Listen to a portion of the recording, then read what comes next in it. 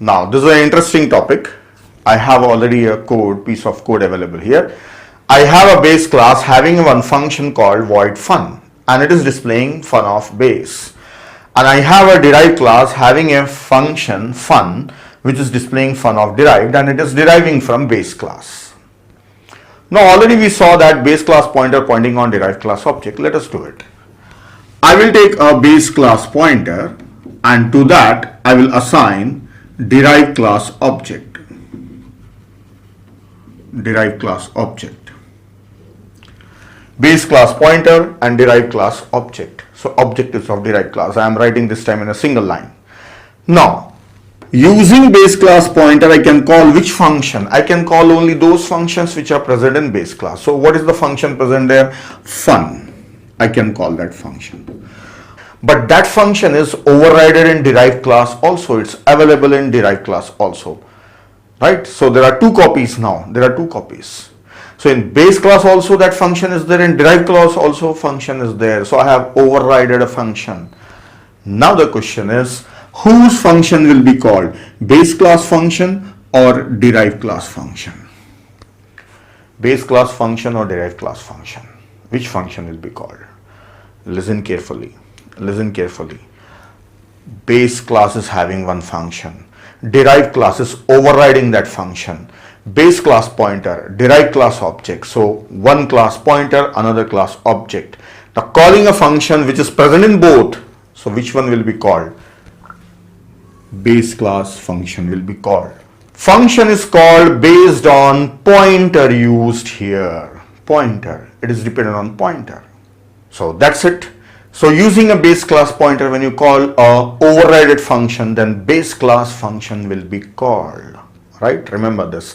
This is what happens in C++.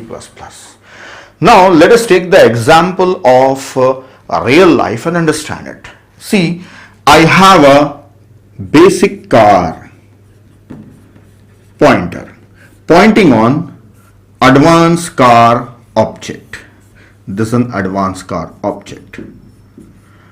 Pointer is basic car. Pointer, I am showing that there is a car, right, parked there. So I am saying basic car. Pointer, just a pointer, showing the address. But actual object is which one? Advanced car. Now I will get into the car. I am thinking it's basic car. Now I will drive. How it will run? It will run how I am thinking, how I am calling, or it will run what it is. Will it run like an advanced car? This is an advanced car object, right? This is an advanced car object. So will it run like advanced car with that mechanism, or the mechanism what I am believing in? It will run like an advanced car.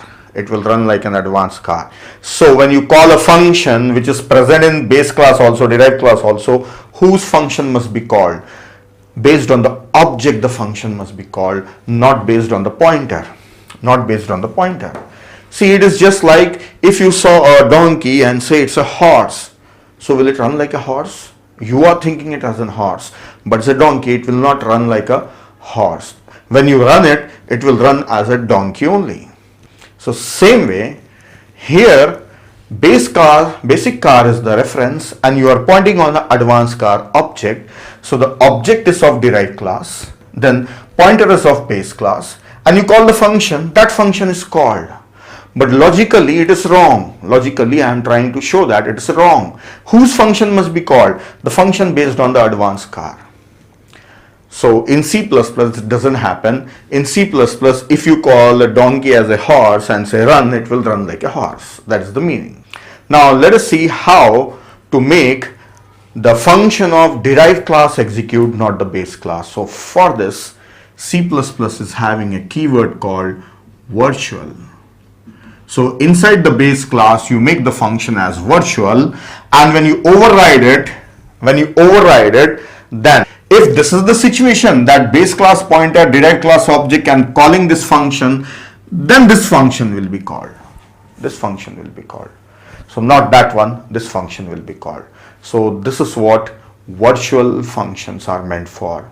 Virtual functions. So to give the real life meaning in the code, to make it just work like how the things work in real life, virtual functions are introduced in C++.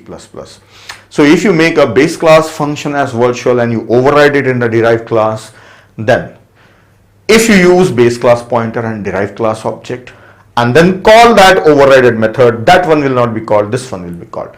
So many things are there. It's not just a simple thing. Again I repeat, base class having a function, derived class is overriding it and it is declared as virtual, and you are taking a base class pointer and you are taking a derived class object and calling that overridden function. These all the things when you do, then this function should be called. Directly, if I say derived class D and I call d.fun, then which function will be called? The object is derived class, directly this function will be called. There is no question here. So the ambiguity is arising when you have a pointer of one class and the object of another class. Then the ambiguity is arising. So in that case, if that is not virtual, that will be called, otherwise this one will be called. So that's it. So to make the things work just like in the real world, you have to declare virtual functions. So now finally I can say that C++ allows two things to happen. Don't make virtual, that function will be called. Make it virtual, this function will be called. So everything is in the hands of programmer now.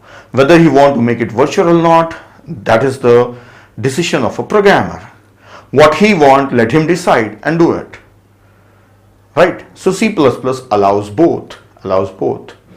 Non-virtual, that will be called virtual, this will be called when base class pointer, derived class object in that situation and calling this function. So that's it. This is the concept behind the virtual function and the mechanism of virtual function. So in the next video, I'll show you more about virtual function.